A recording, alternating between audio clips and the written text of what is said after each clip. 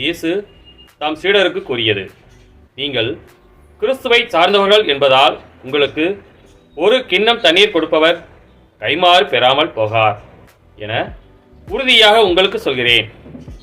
என் மீது நம்பிக்கை கொண்டுள்ள இச்சிறியோருள் எவரையாவது பாவத்தில் விழ செய்வோருடைய கழுத்தில் ஓர் எந்திரக்கல்லை கட்டி கடலில் தள்ளிவிடுவதே அவர்களுக்கு நல்லது. உங்கள் கை உங்களை பாவத்தில் விழச் செய்தால் அதை வெட்டிவிடுங்கள்.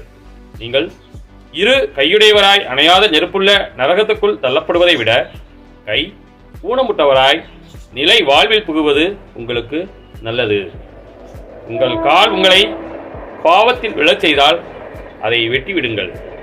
நீங்கள் இரு காலுடையவராய் நரகத்தில் தள்ளப்படுவதை விட கால் ஊனமுட்டவராய் வாழ்வில் புகுவது உங்களுக்கு நல்லது.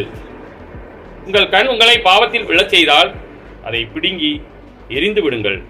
நீங்கள் இரு கண்ணுடையவராய் நரகத்தில் தள்ளப்படுவதை விட ஒற்றை கண்ணராய் இறையாட்சிக்கு உட்படுவது உங்களுக்கு நல்லது.